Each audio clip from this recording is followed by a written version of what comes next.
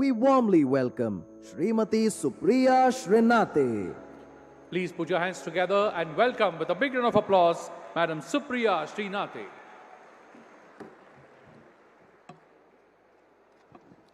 आप सबको मेरा प्यार भरा नमस्कार। और यहाँ पर आए हुए युवाओं से मैं पहले कुछ कहूँ उससे पहले मैं मंच का ज़्यादा वक्त नहीं लूँगी। 10 मिनट का टाइम है और वादा करती हूँ 10 मिनट में अपनी बात खत्म करूँगी। इसलिए मंच पर बैठे सभी विशिष्ट अतिथियों को और सम्मानित मंच को मेरा प्रणाम। युवाओं से कुछ कहने से पहले मैं एक लाइन बोलना चाहती हूँ। तलवारों की धारों पर इतिहास हमेशा बनता है, जिस ओर जवानी मुड़ती है उस ओर जमाना मुड़ता है। अपनी शक्ति को पहचानिए, अपनी ताकत को पहचानिए। आज यहाँ पर अगर मंत्री, सांसद, विधायक, हम सब लोग जो सार्वजनिक जीवन में हैं आपके सामने आए हैं, तो ऑफ कोर्स भारतीय छात्र संसद के संस्थापक श्री कराट जी, उनके पुत्र राहुल जी के इनविटेशन पर तो आए ही हैं, लेकिन देश के भविष्य आप जैसे युवाओं के साथ संवाद करने आए हैं और ये संवाद बहुत जरूरी है। हमारा देश विश्व का सबसे युवा देश है, तो आखिर हमारी राजनीति युवाओं से भरी क्यों ना हो? हमारे सांसद, हमारे विधायक, हमारे मुख्यमंत्री, हमारे मंत्री युवा क्यों ना हो?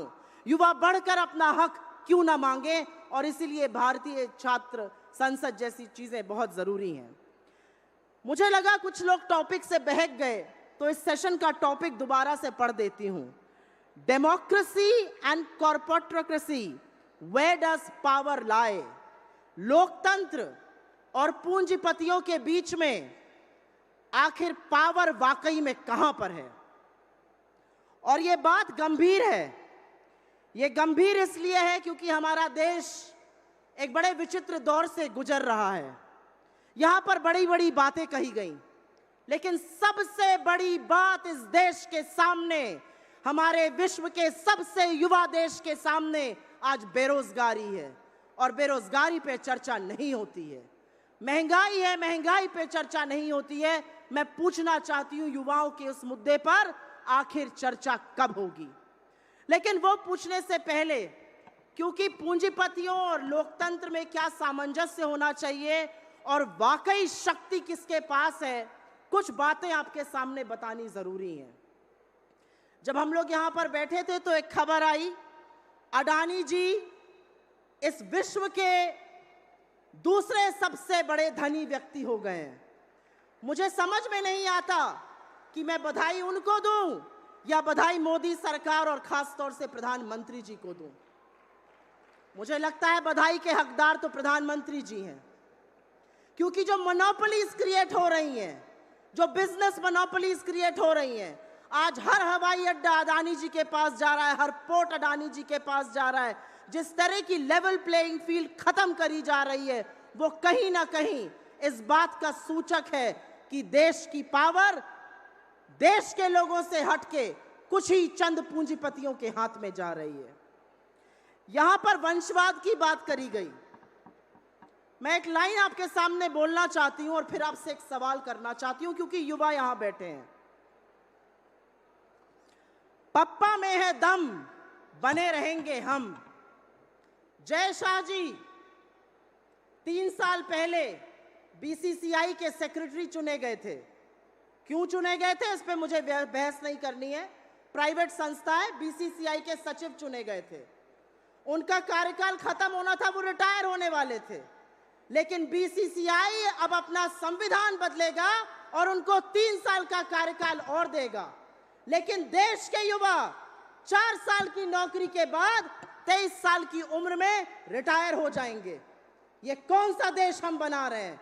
हम अपने युवाओं को राजनीति में आने से, नौकरियों में आने से, संस्थाओं में आने से क्या ऐसे अवरोध पैदा करके रोकेंगे? आज सवाल इस बात का है।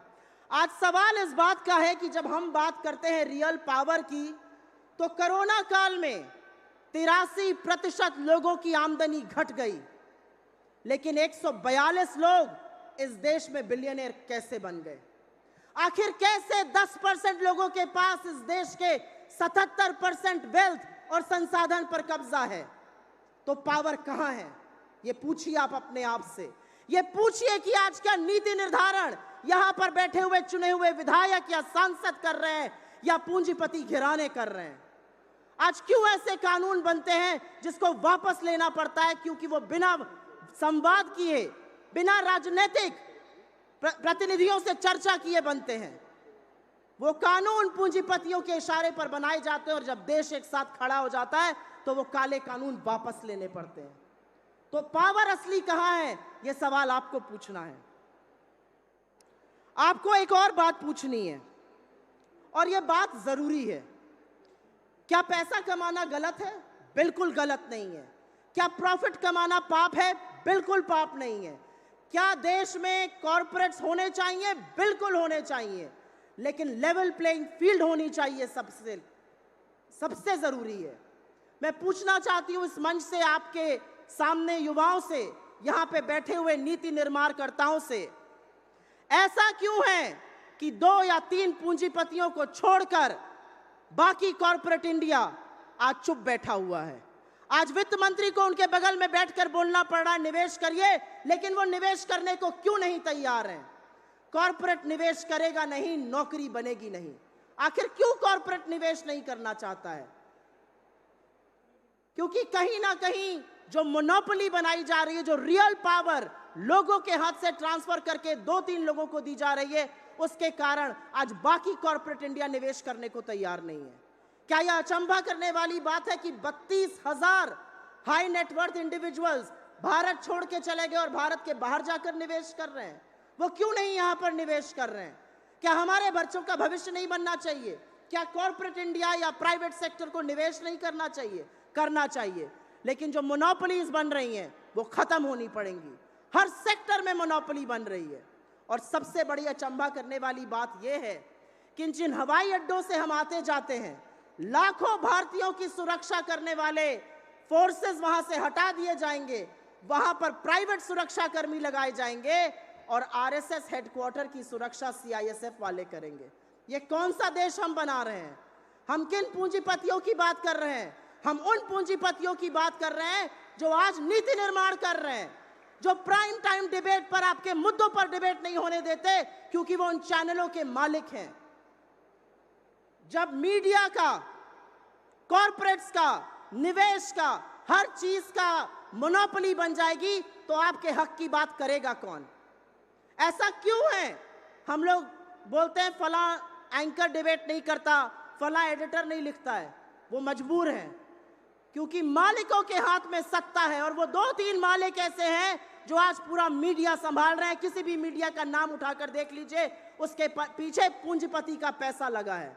जब तक ये शिकंजा टूटेगा नहीं, आपकी कोई बात नहीं करेगा। आपको पकौड़ा तलने को कहा जाएगा और वो पकौड़ा तलने का तेल 90 से 220 कर दिया जाएगा और जवाब नहीं दिया जाएगा। तो इसलिए जरूरी है कि रियल पावर, रियल लोगों में, लोकतंत्र में लोगों के हाथ में रहनी चाहिए। और वो कैसे रहेगी? यहां पर सुबह वाले सत्र में भी बोला गया और अभी भी बोला गया, और मेरा टाइम खत्म होने वाला है इसलिए मैं बहुत जल्दी अपनी बात करके खत्म करूंगी, कि रियल पावर वोट में है। बिल्कुल है, और ये भारत की शक्ति है, भारत की विविधता हमारी शक्ति है, भारत का स्वतंत्र लोकतंत्र हमारी शक्ति है। लेकिन वो शक्ति क्षीण हो रही है और मैं आपको बताती हूं कैसे क्षीण हो रही है।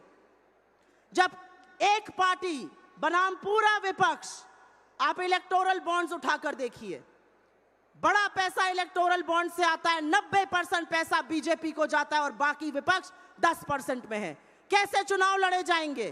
कैसे लेवल प्लेइंग फील्ड बढ़ेगी? कैसे लोकतंत्र बचेगा? और किसके पास पावर है? बताइए मुझे आप। आज पावर उन हाथों में है जिनके पास पैसा है। वो कैंडिडेट डिसाइड करते हैं, वो नीति डिसाइड करते हैं, वो इलेक्शन आउटकम्स तक डिसाइड करने की कुवत रखते हैं, क्योंकि ऐसा परसेप्शन अपने मीडिया के द्वारा बनाते हैं, ऐसे मुद्दों पर बहस कराते हैं जो आपके जीवन से संबंधित है ही नहीं। यहां बैठने वाले व्यक्तियों की क्या पहचान है? उनकी क्या प्राथमिकता है? आपकी प्राथमिकता है हम पढ़ रहे हैं, हमारे माँ बाप ने हमें भेजा है और हम आगे जाके बड़ी नौकरी करें, कमाएं, अपने परिवार का भरण पोषण करें और भारत के एक अच्छे, स्वतंत्र, जिम्मेदार नागरिक बने। क्या आप अपने दिल पर हाथ रख के कर्ज कह सकते हैं कि आप सबको नौकरी मिलने की कुवत है आज इस देश में? क्या प्राइवेट सेक्टर आपको नौकरी दे सकता है? नहीं दे सकता है। और इसलिए नहीं दे सकता है क्योंकि प्राइवेट सेक्टर में भी मोनोपोली कर कर उसको खत्म किया जा रहा है।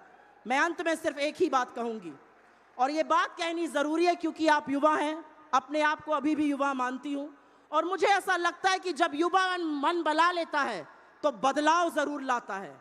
रामधारी सिंह दिनकर मेरे सबसे प्रिय कवि हैं और उन्होंने आप लोगों के लिए एक लाइन लिखी है, खंभ ठोक ठेलता है जब नर, पर्वत के जाते पांव उखड़, मानव जब जोर लगाता है पत्थर पानी बन जाता है। आइए राजनीति में बदलिए इस राजनीति का स्वरूप, और जो पावर आपके हाथों से निकलकर दूसरे के हाथों में जा रही है उसको वापस लाइए। यही भारत का लोकतंत्र है, यही हमारी पहचान है और यही हमारी असली शक्ति है। बहुत बहुत धन्यवाद। जय Hind. A huge round of applause, my dear friends, for this very impactful and powerful speech. Thank you so much, ma'am, indeed.